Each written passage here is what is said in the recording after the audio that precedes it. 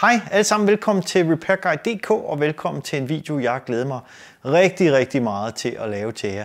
Det er også en video, der har været over et år undervejs. Så tak til ProShop.dk og ikke mindst Homey for at gøre det her muligt, så jeg kunne lave den her video.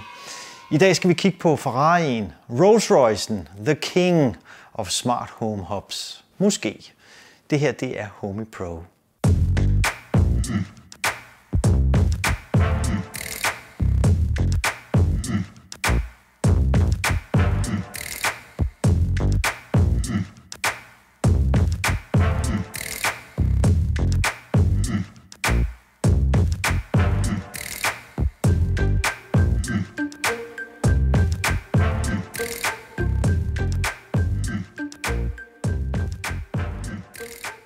Ja, lækkert ser det ud, synes jeg. Det bliver rigtig spændende at installere det her produkt. Jeg har haft Samsung SmartThings siden oktober 2020. Jeg har nu disconnected min SmartThings hub. Faktisk er det her min reelle faktiske hub, der er disconnected nu. Og alle mine dimser og sensorer, som har været tilsluttet den her SmartThings hub, er nulstillet og disconnected og fjernet. Jeg starter helt forfra, og med alle de glæder og frustrationer, der nu følger med sådan en SmartThings hub, så tænkte jeg, at nu var det altså på tide at prøve noget andet, og det er så Homey Pro, vi sætter op i dag.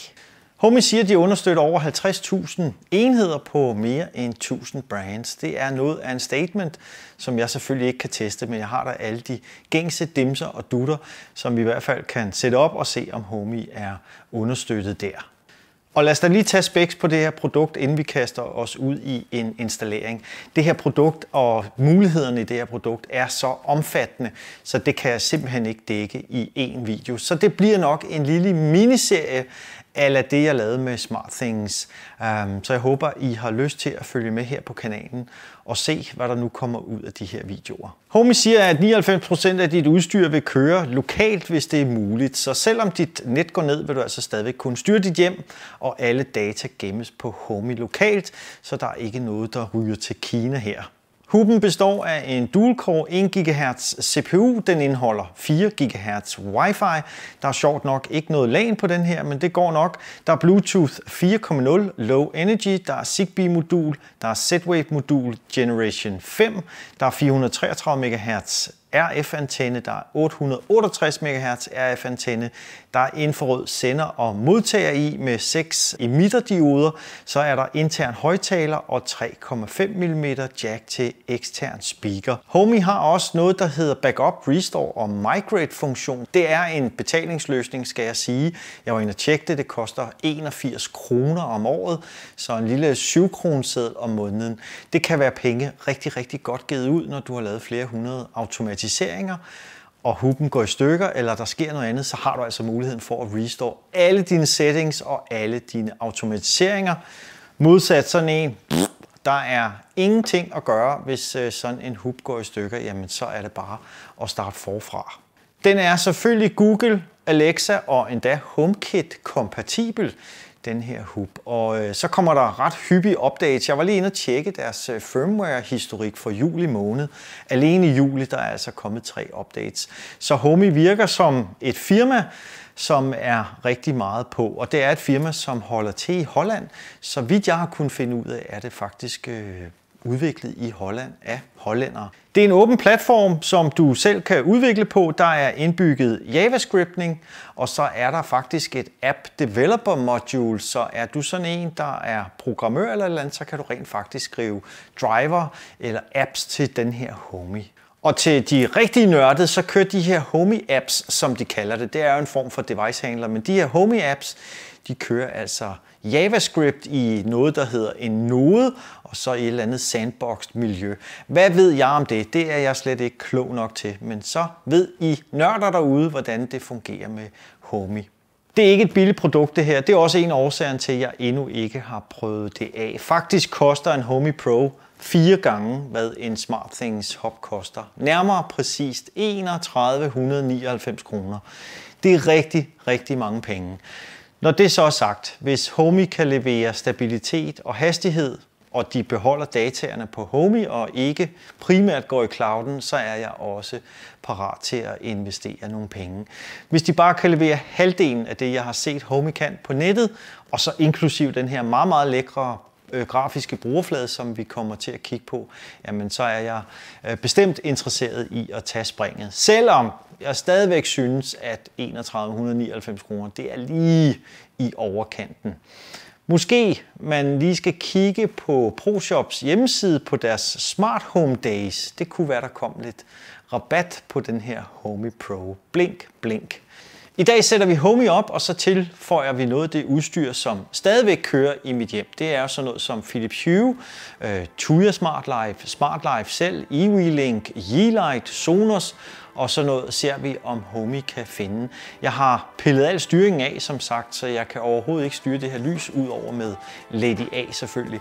Men i dag prøver vi at se, hvad Homey kan finde ud af, og så i morgen, så laver vi en ny video, hvor vi går all in. Og jeg har selvfølgelig skaffet et lille udsnit af nogle produkter, vi skal kigge på i morgen. I kan få lov til at se dem her. Der er ikke så meget, men her er, hvad vi skal kigge på i morgen.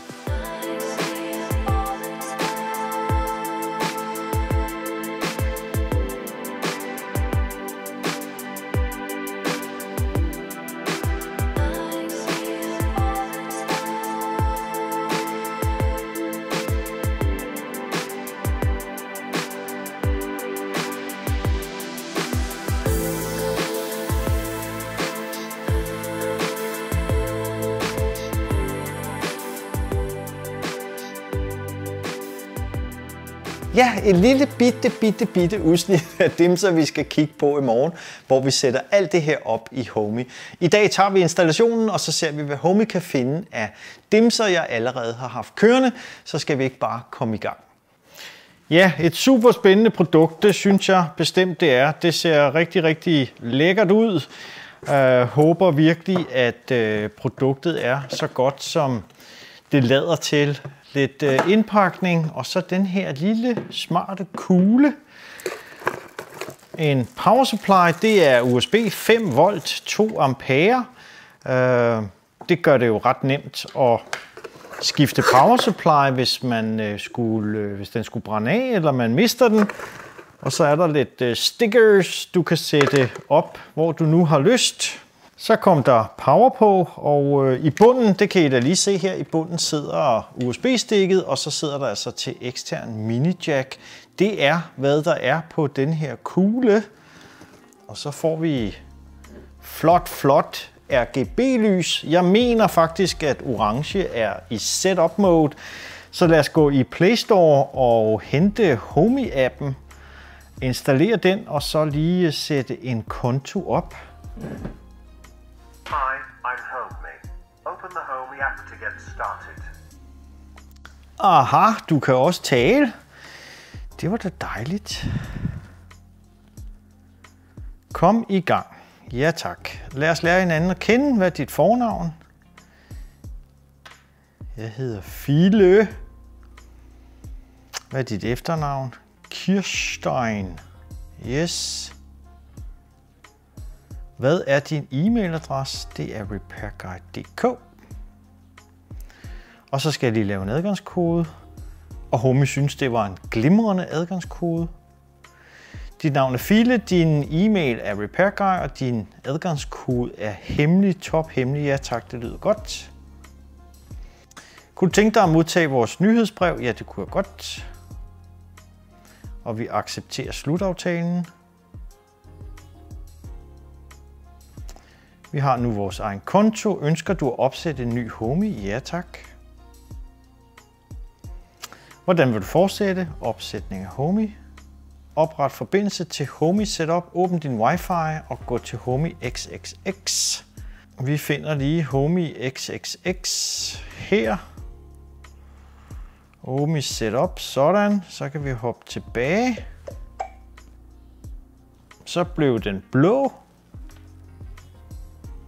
Den er faktisk flot, den der ring der. Jeg ved også godt, den kan slukkes, hvis nogen føler sig generet af det lys der. Jeg mener, den skifter farve, når den nu er sat korrekt op. Så mener jeg, at vi får sådan noget skiftende RGB-lys. Jeg kunne også forestille mig, at der er en firmware-opdatering til den her Homey sikkert, med alle de opdateringer, de har sendt ud for nylig. Tilsluttet til dit Wi-Fi-netværk. Og så fik vi lige en dansk tale. Hold da fest. Mit Wi-Fi-netværk. Der er en software-opdatering, som jeg sagde, den kører vi lige. Meget, meget lækkert og intuitivt setup i hvert fald. Det er da helt sikkert. Og alting står på dansk her. Næsten færdig. Spændende. Skal vi lige downloade en opdatering. Vent venligst. Downloader stemme. Hvis man har Sonos, så mener jeg også, at man kan få Homey til at tale gennem Sonos. Eller Sonos, eller hvad du nu vil kalde det. Ja, det går jo strygende. Det ser rigtig, rigtig fornuftigt ud, og jeg kan godt lide interfacet og hele setup-rutinen her. Så jeg kan næsten ikke få armene ned allerede nu, men lad os nu se. Nu skal vi lige give det en chance. Så er vi lige ved at være der. Tjekker Homeys syn på verden. Vend venligst. Opdater. Undlad at slukke for strømmen. Og ny farve igen. Den kan mange ting, den LED-ring der. Og bortset fra det, så giver LED-ringen altså der en visuelt omkring, hvad den foretager sig. Der kan man gå ind og læse farvekoderne inde hos Homey. Jeg kan ikke huske dem i hovedet. Så fik vi ny farve på LED-ringen. Det ser ud som om vi er i det, der hedder idle mode, mener jeg. Det ser ret cool ud, det der. Men som sagt, hvis ikke du kan lide den LED-ring, så kan den altså slukkes inde i softwaren. Tak for velkomsten, Nitty Jeff. Jeg er nu indstillet og klar. Åbn mobilapplikationen for at komme i gang. Hvis du har brug for hjælp til at komme i gang, kan du gå til adobe.com/support. Ja, det var jo ret smertefrit det her, og lækkert præsenteret grafisk. Og så er der den her fede ring. Jeg er en sokker for sådan noget LED RGB-lys her. Men i sidste ende, så er det jo altså, hvor godt og stabilt det her produkt det er. Velkommen hjem, Fille, står der på min mobiltelefon. Og hvad så? Jamen, nede i bunden har vi hjem, vi har enheder, vi har flow, vi har energi, og så har vi mere. Og jeg skal lige sige, flow, det er altså Homeys term for automatiseringer. Det kalder de flows, men det kan jeg nok vende mig til også. Enheder, tilføj min første enhed. Det var ligesom det, vi er her for. Så skulle vi ikke prøve det? Jeg mener også, at Homey rent faktisk har noget, der hedder Auto Discovery, så jeg er lidt spændt på at se, om hun kan finde noget af alt det udstyr, jeg har her i huset. Lad os prøve en gang og sige tilføj. Og så vil den have tilladelse til placeringen. Det er fint nok. Vi kører bare. Søger efter enheder. Den har fundet Sonos, Spotify. Den har også fundet mit Philips Hue. Skal vi se, om den kan finde noget mere. Og det den så ikke finder, der er det, man så installerer apps til at få det op og køre. Det går vi rigtig i dybden med i morgen, hvor vi tager de få dimser, jeg har på mit bord, og få dem sat op og alt det andet.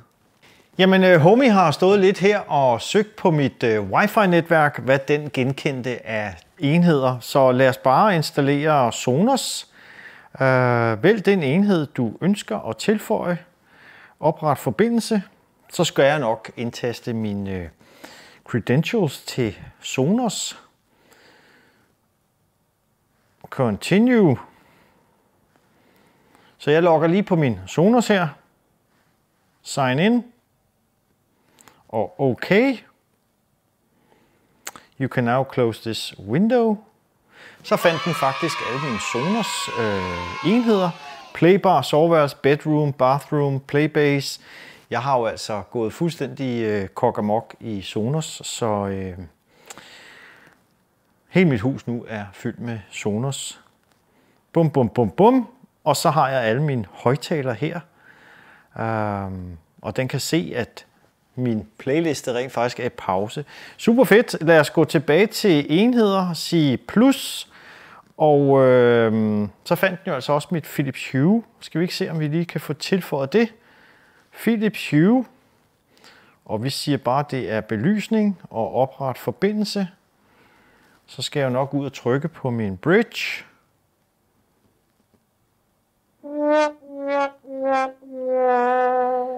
Ingen nye enheder blev fundet. Luk. Jeg havde lidt problemer med Philips Hue, så jeg har lige disconnectet strømmen fra den, min bridge, og så har jeg slettet appen her på Homey. Så lad os prøve en gang at se, om vi kan få fat i noget Philips Hue nu. Jeg ved ikke, om SmartThings har lavet ballade. Philips Hue Bridge, den kom der. Det var simpelthen en power cycle på min bridge, jeg skulle gøre. Så nu skal jeg lige ud og trykke på knappen. Tak skæbne. Så fik jeg da lige en strive enheder her. Og det, der faktisk er ret interessant her, det er, at mit MH Cozy Zigbee-relæ, som I kommer til at se i morgen, min G-led Opto driver og min IKEA driver, 24 volt LED driver, rent faktisk er på her. Den har taget samtlige ting med. Jeg har en del, her kan I se her. Den har taget samtligt med, som jeg har inde i min Philips. Lidt vildt, at den faktisk bare hæver det hele. Her kan man så vælge, hvis der var noget, man ikke ville have med fra Hue, så kunne man altså fravælge det. Men vi vil gerne have det hele, så alle mine enheder bliver tilføjet. Så kom alle mine Philips enheder ind efter et par minutter her, og skulle vi ikke se om... jeg kan se her, at mit havelys er slukket. Skal vi finde noget af det lys, jeg har bag ved mig? Sofa venstre og sofa højre. Det kan I godt se her. Sådan der. Kan jeg tænde og slukke det direkte her? Det kan jeg. Og hvis jeg holder fingeren nede på en tile, jamen så får jeg brightnessen op, og hvis jeg swiper, så kan jeg vælge en anden farve her. Det var smart. Det var smart. Så lad os lave den der magenta. Og så kan vi skrue ned for den her. Sådan. Eller vi kan give den fuld smadre. Super cool. Ja, jeg skal lige love for, at jeg fik fyldt paletten ud her med enheder fra Philips Hue og Sonos. Gud ved, om jeg egentlig allerede kan styre dem herfra mine Sonos højttalere.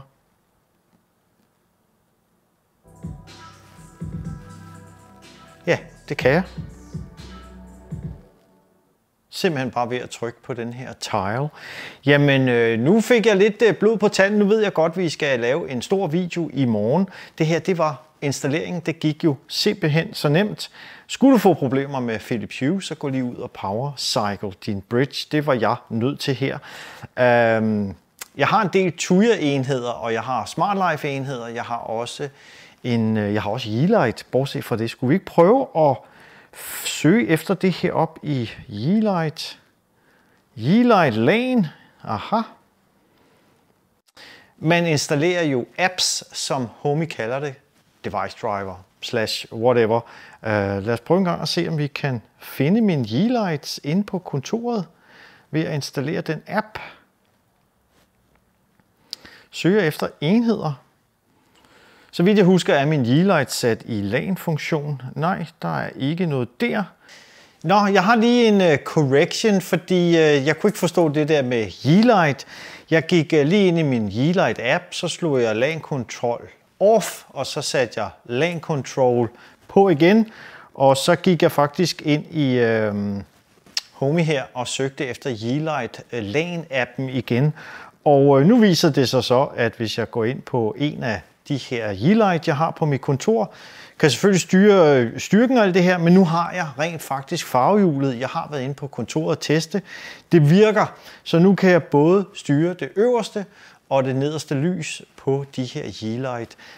Super fedt, at det kom til at virke, så jeg skulle altså lige have LAN control on-off i appen, og så kunne jeg søge igen, og så fandt den altså min Yeelight korrekt. Super fedt. Og de er lynhurtige til at reagere her, fordi de jo selvfølgelig kører lokalt nu.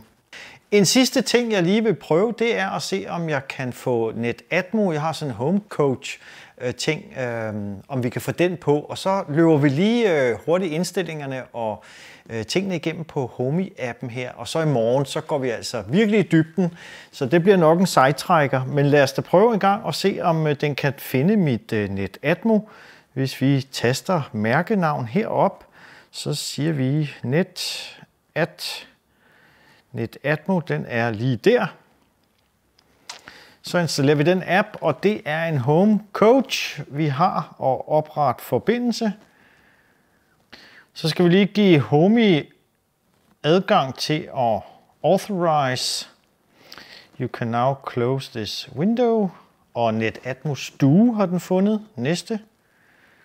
Ja, så fik jeg også Netatmo på, og allerede nu kan I se på den tile, der står her, at den har altså aflæst temperaturen for min Netatmo couch, eller coach. Og her, hvis jeg går ind på den ved at holde tilen nede med fingeren, så kan jeg se, hvordan luftkvaliteten er herinde i stuen, dB, luftfugtighed og millibar og det hele. Super fedt, og så kan man jo altså lave de her flows, de her automatiseringer ved hjælp af de her data også. Lad os løbe appen igennem de indstillinger, der er, og så slutter vi for i aften, eller nat rettere sagt, for det er blevet rigtig sent nu, og så i morgen, så giver vi den altså fuld gas, men lad os kigge på appen en gang. Hvis vi starter ud med at kigge nederst her på appen, så er der hjem, som jeg står på nu. Her vælger jeg at kunne se de foretrukne enheder, som jeg eventuelt har lavet eller får lavet, og jeg vil også kunne se de foretrukne flows. Alting er tomt i øjeblikket, og som sagt, flows er automatiseringer, som man så kan lægge op som favoritter her og starte meget hurtigt. Og så er der en tidslinje dernede, hvor vigtige meddelelser bliver vist, mens jeg bruger Homey.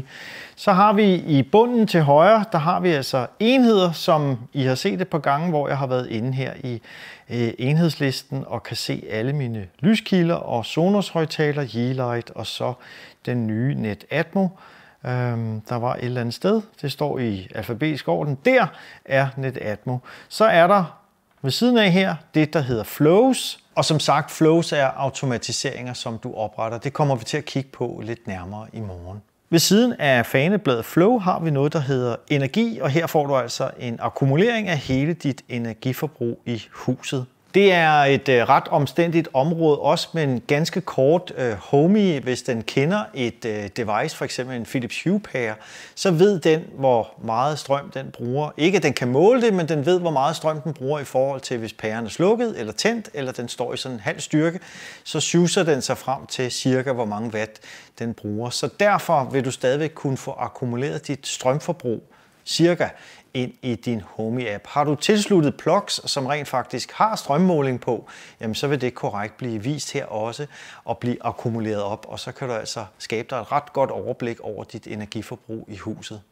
Hvis vi springer en tand mere til højre, så har vi noget, der hedder mere, og her kan I se Philip Kirstein Homey Pro og apps øverst op, og det er selvfølgelig alle de apps, jeg pt. Har installeret her i dag til de dimser, jeg nu havde i mit hus, eller device handlers, om du vil.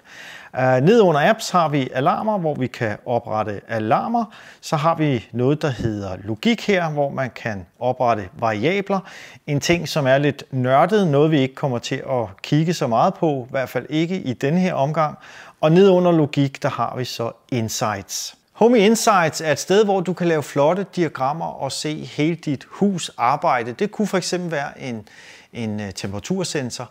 Der kan du gå ind i Insights, og så kan du se i flotte grafer, hvordan temperaturen i et givet rum nu arbejder, eller har været over en hel dag, eller over en hel uge. Jeg mener faktisk, Homey gemmer data helt tilbage til 2 år, og det bliver altså gemt på din Homey Pro lokalt, og ikke hos Homey ude i clouden. Og så er der det her sikkerhedskopierfelt, hvor, som jeg sagde, det koster cirka 81 kroner og køber for et helt år. Ellers, hvis du vil prøve et måned, så er det 8 kroner. Du kan også købe et måned gratis, havde jeg nær sagt, eller få et måned gratis og prøve det her backup her. Absolut et punkt, jeg vil anbefale, fordi hvis du har lavet flere hundrede automatiseringer, og der går noget galt, så vil du blive rigtig, rigtig ked af at miste alle de her mange timers programmering, at du har lavet i huset. Så kan de altså nemt restores ved at have den her backup-funktion. Så er der et supportfelt, og så er der et bedømmersfelt, som jeg ikke kan vurdere endnu. Og så kan vi gå ind i indstillinger hernede i bunden. Endnu en menu dukker op, og her har vi generelt, hvor vi kan se navnet på vores Homey Pro, og vi kan se firmware-versionen, hvor meget lagring vi har brugt, og hvor meget hukommelse vi har brugt på den her Homey Pro.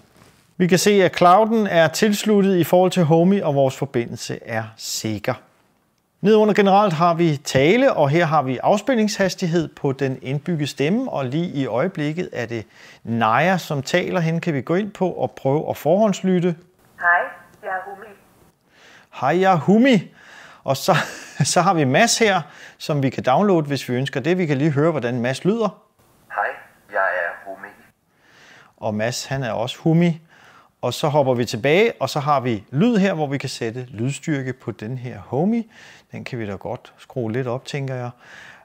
Under lyd har vi så LED-ringen, hvor vi kan dæmpe simpelthen styrken på LED-ringen, eller vi kan slukke den helt for dem, som er meget følsomme over for sådan noget lys her.